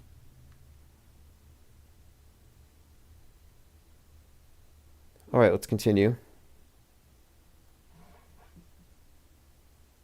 Joe Santos says, there's a lot of mind control going on for sure. The one NFL player said his coach told him how they mind control players to teach the rookie without them realizing it. Well, I think groupthink is the main form of mind control. And groupthink is a very common facet of every faction of media, every religion. There's a point where the individual has submitted to a higher authority, and the individual perceiver is no longer the sole unit of value, but the group is. The self-sacrifice is inherent within it. Gondola Wish says, portals work on the horizontal toward dimensions. Stargates work on the vertical towards higher planes. Now, if I was to say I had a model of the universe or the world, I'm actually leaning towards John Dee. And there isn't a title for it necessarily, but so John Dee was very much associated with Gerardus Mercator. So he was very well apprised of the Copernican revolution, the globe, and all this stuff. He was an advisor on these voyages and stuff. But his own worldview really wasn't about shape. He seemed to conceptualize the universe as a plane, and the individual within the plane as a microcosm that could influence and exert control over the wider world by properly aligning themselves with the world's constituent elements, which he broke down into, like fire, water, earth, air, all these alchemical things. But John Dee is really the progenitor of ritual magic. If you trace it back, the way it's practiced today and all these various schools of thought, it really goes back to him. And it's significant, I think, that John Dee is the person who coined British Empire. The phrase British Empire came from Dee. But my point is, his view of the world seemed to be more about it being a realm, and not his terminology, mine, but a cybernetic system, that we aren't separate from it. So when I say it's human-centric, that's literally what I mean. And I could be wrong, but I doubt it.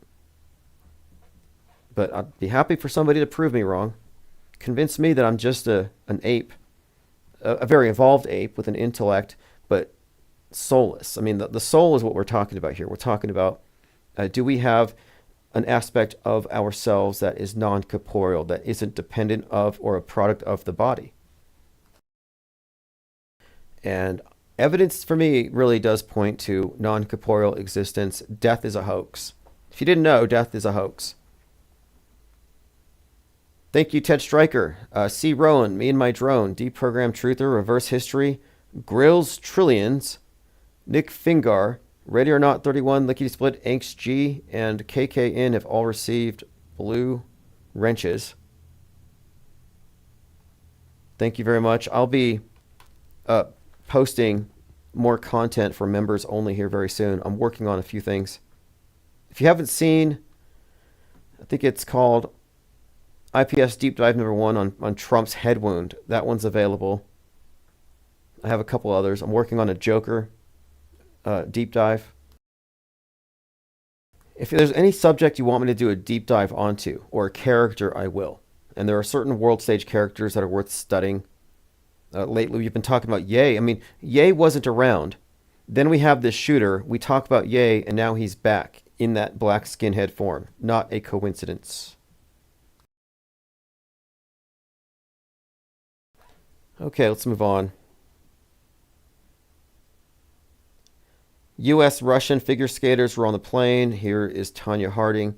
You know how many people noticed the strange coincidence of Tanya Harding appearing and Nancy Kerrigan appearing with this plane crash? Which was, again, the plane crash hitting the Black Hawk. The Black Hawk was doing a doomsday continuity of government drill. They were doing a drill when it happened. But anyway, a lot of people noticed that these two individuals came out. So this is a good example of concerted messaging. You're trying to get, this is marketing. This is perception management. You want to get everybody to look at an event. Well, you have to make it relevant to everybody. And this is a common thing in the marketing of PSYOPs. And there's a great deal of target marketing. So you get all the ice skater people involved in it. You attach it to the challenger. You have the scapegoat narrative built into Musk and Trump for firing people. The pro-government people are looking at this as a consequence of anti-government cutting back on workforces. But it's a multifaceted story, and they bring out celebrities to popularize them. Very easy to do. These celebrities are pawns. Do a deep dive on Steven Seagal. Okay, Steven Seagal. Doesn't he kind of crisis act as a cop? Kind of a LARPer? Very interesting guy. I'll take a look. As far as like world stage characters, I like to break down their constituent parts. For example, Musk being a Frankenstein, Trump being a Frankenstein. There's Jeff Bezos. He's part Dr. Evil, part man who fell to earth, part Nimrod, builder of the Tower of Babel. It's fascinating to break down these various characters. But I also want to kind of look back at Ye now that he's back in the news and kind of trace back his connection to Elvis, to David Bowie, the man who fell to earth, and all this stuff. I mean, he's very much integrated into the bigger story. And again, I don't think that you can be that integrated into the PSYOP entertainment complex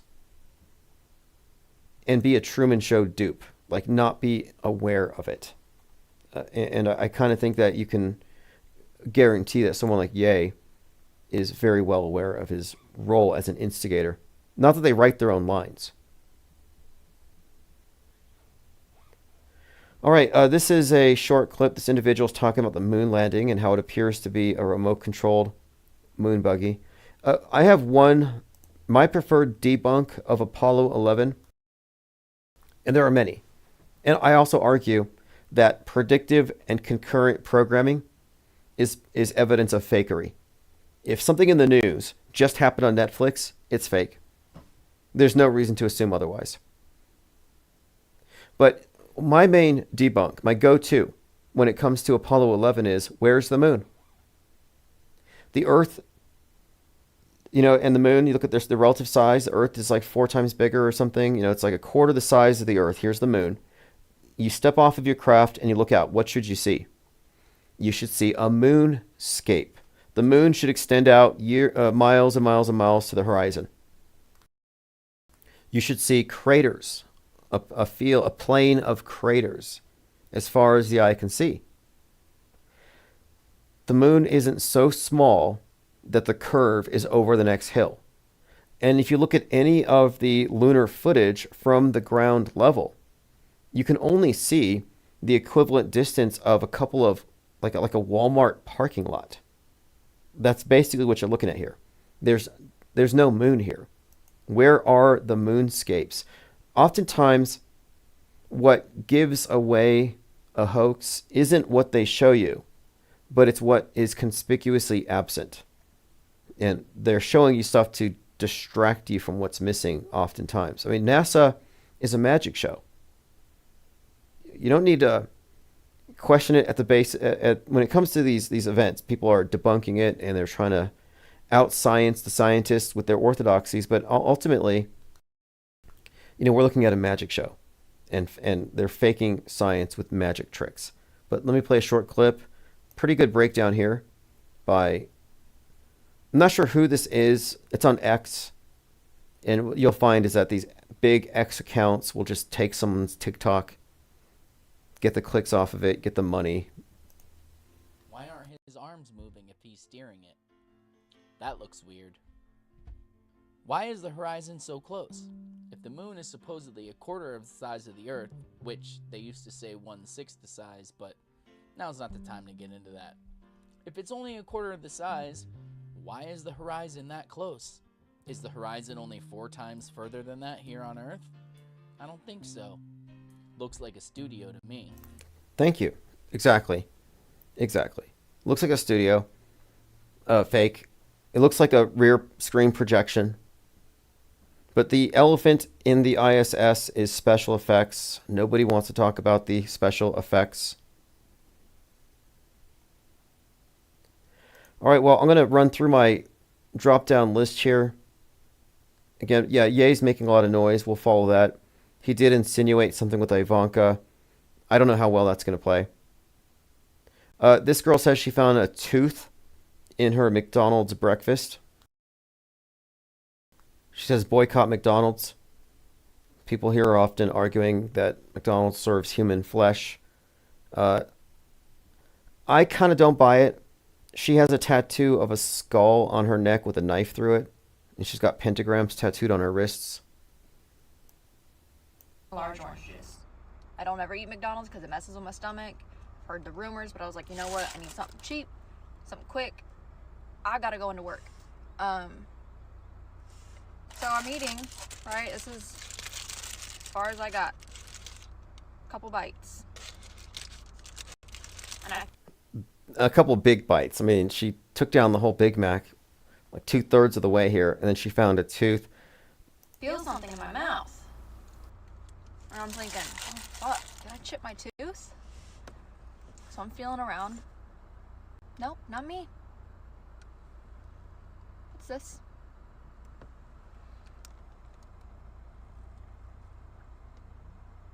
It's a fucking tooth. All right, there you go. I mean, I don't know. I don't know if you believe her or not. I kind of think it's a joke. I think she's made it up. But yeah, she claims that she found a tooth. It's like that, what was it? Upton Sinclair, The Jungle. Could be true, though. I don't believe they serve human meat. I stand by my contention that it's more likely they're serving life extension than something that would be deleterious to your health, because they want you to be a customer for as long as possible.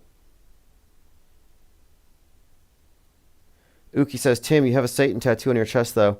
Yeah, according to Sloppy Johnny Circucci, I have Satan tattooed on my chest. That's how good his research is. Like, what is he even talking about? He says I'm Jesuity. Like, Jesuity is Society of Jesus. If anything, I'd have Jesus tattooed on me. But, you know, you get your rumors secondhand, third hand, recycled, repurposed, refurbished rumors. It's like, I don't know. That's not good research. That's why I called him sloppy. That's sloppy research. And he wanted to debate me. It's like, well, come to Albuquerque on camera. I'll let you look down my shirt. I'll pull my shirt out for Johnny Circucci. Look down my shirt and tell me what you see. If it's not Satan, you owe me an apology. But I think that was just part of it. There was a whole slew of stories like, oh, that I stole $100,000 from the rocket guy. Yeah, we raised a bunch of money for a rocket, and I absconded with it, is what he said. It's like, no, we paid for the rocket. In fact, we didn't have enough money. I had to find alternate means to raise money. But there are many people who operate on the basis of like calling people shills. And my point here is this. I'm not saying that Sloppy Johnny is a shill. I'm saying he's probably wrong about everything, but that doesn't make him a shill. However, if you are pushing controlled opposition talking points that shills put out there for you, then you're a proxy shill. You're a useful stooge, as they say. And I'm not a stooge. And if you're not auto-hoaxing the MSM plus, the media fakery in general, you're pretty much a shill. Like I am absolved of any kind of culpability in forwarding any psyop narratives. I'm here to negate these lies. I'm not pressing some kind of agenda that's just alternate lies, because both sides are terrified, and I don't push any of these terror scripts. And all these scapegoat scripts are based on this, these witch hunts. You know how susceptible people are to witch hunts? It is so easy to get people into witch hunts, and they don't even have to believe in witches. They just think it's fun to see one of their enemies get roasted. And that's what we've seen. I mean, I've been the target of witch hunts in the past, and it's kind of funny. It's like, oh, he's a reptilian, he's a woman, all these different claims. I'm like, okay, you're not even being objective, but they're playing with the mob. Peanut Shell posted this. Psychic medium Roberto released a video saying something's going to happen at the Super Bowl. Maybe an explosion. Again, everybody who is anybody in the realm of gematria or psychic prophecy is stating that it's going to happen. So what does this mean? Well, they're grifters. They're going for clicks. It's sensationalism, but also it's likely that if they do something, it's going to be more easily believed because people are going to say, well, we all knew it was going to happen. You know, before Trump had his ear pierced by the AR-15, there were so many people saying, I mean, from Stu Peters to Alex Jones to General Flynn and all these other individuals, they're all saying the same thing. Trump's going to get it. Trump's going to get it. Then it happens like, oh, we knew this was going to happen. So they build up a chorus. Check this out. Smile 2 director admits taking inspiration from Jack Nicholson's The Shining. So if you're familiar with this, Kubrick's stare, you would have noticed it in Smile 2. The Kubrick stare, the person's chin is down, they're looking up at the person, looking deranged. Now, what's interesting here is that Smile 2, it's a horror movie. I haven't seen Smile 1. I haven't seen Smile 2. But when I went out to go see Joker 2 and Beetlejuice 2, I saw Smile 2. And what's the common denominator? The creepy Joker smile and the 2. So there's a couple of connections we were looking at here. But what I picked up on here, of course, is Smile 2, Kubrick's stare, and it turns out that Jack Nicholson, where Kubrick's stare really it has its origin, that Jack Nicholson's son directed this movie, Smile 2. Just strange, but not so strange, because we're looking at a concerted messaging, like what was being told here. What's the connection between these? Well, if you remember, the Joker has been consistently associated with the shooters. Thomas Matthew Crook was associated with the Riddler. Ryan Routh, Joker-esque. The green hair Joker has correlates to the green hair of Beetlejuice, who's this Joker-esque character. We're talking about archetypes, the chaos agent, the shooters. And this has been a reoccurring theme.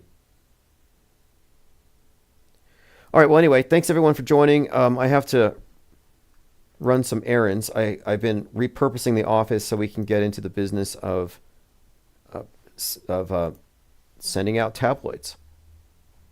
Next day delivery. So I want to say thanks to everyone who ordered the copies and appreciate the patience of those who ordered in the past.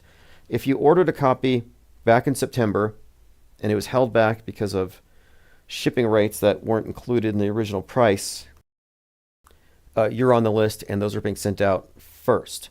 But they're all going out tomorrow. Isabel Ann says there's some astrological alignments on Sunday.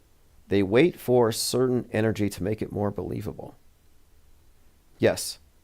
We sometimes delve into this, that the script that we're seeing playing out here on Earth has some celestial origins to it. Specifically when it's timed, it becomes very notable, along with certain celestial alignments, but that's intrinsic to it. It's the nature of astrotheological religion, the idea of the cycles of nature and time being translated through personification into mythology.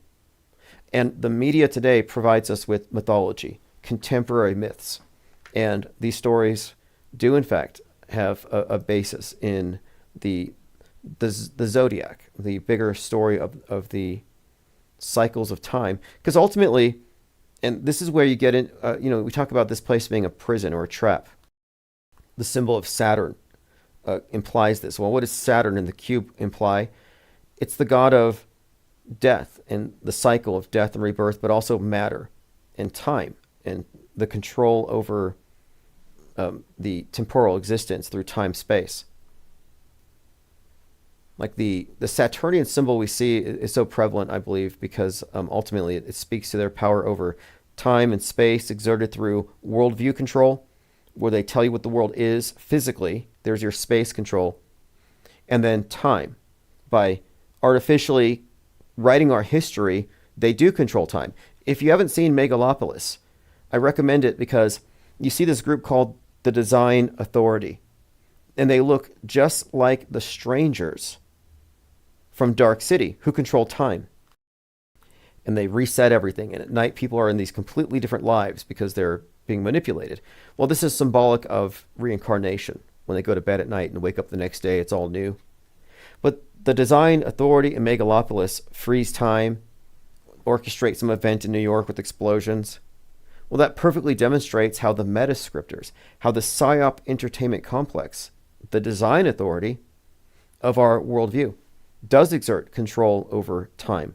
We live when they say. It's 2025 because they say so. But their own calendars may be different. There are some calendars that you could look, for example, the year of light, they add 4,000 years.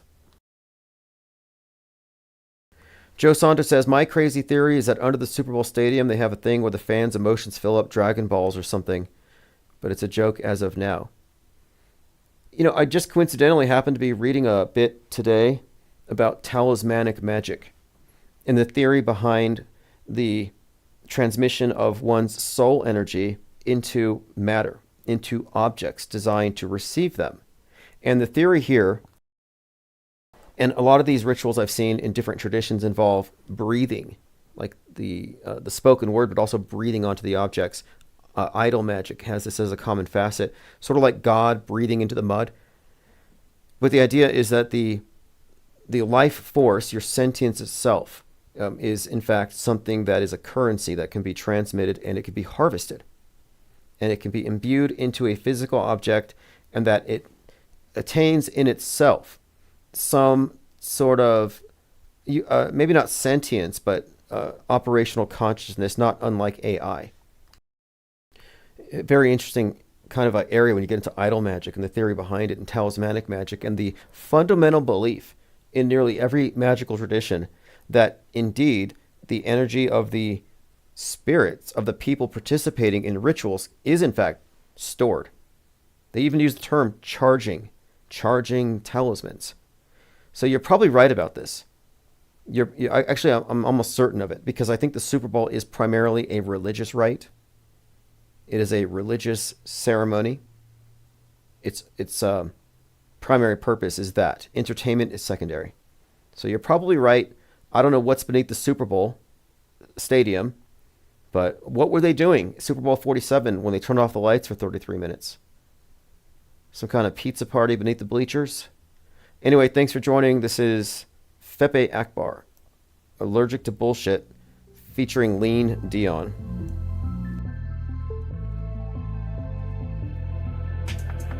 With your deception, keep it real, that's a profession. Like the whole world is pretending, found the truth around the penguin. Get a gang on with a blessing, all the other gang is stressing. IPS be on a nesting, only real ones gonna get this. Like fake ones only accept this, they can miss the message.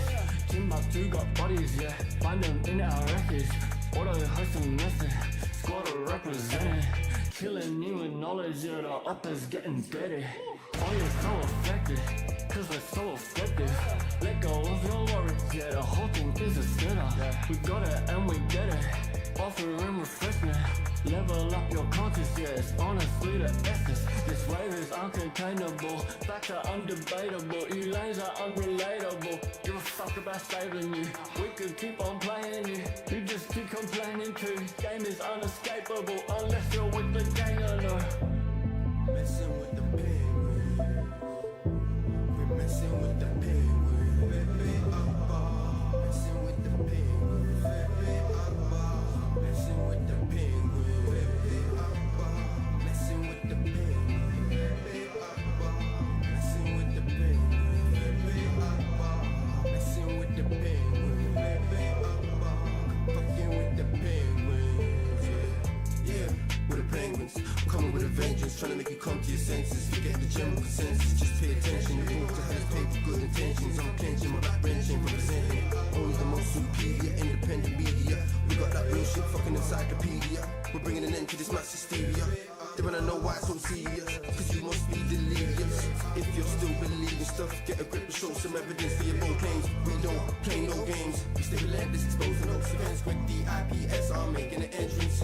Busting doors down, cause now's the time for interventions that I mentioned. We're affecting so many men across the spectrum. We stand out from the crowd, we don't blend in. Steady gaining tremendous momentum. There's nothing close to resembling. Check the emblem, it's a penguin, not a gremlin. Just letting you know you're on an infinite plane, it's never bending. We strike like 10 pin, killing all fears and breaking the tension. Gotta know the hopes army, digging deep in the trenches. Come and join in, be adventurous. Quit being so sensitive, forget the censorship. We ain't telling fibs. Messing with the penguin, we're messing with the penguin.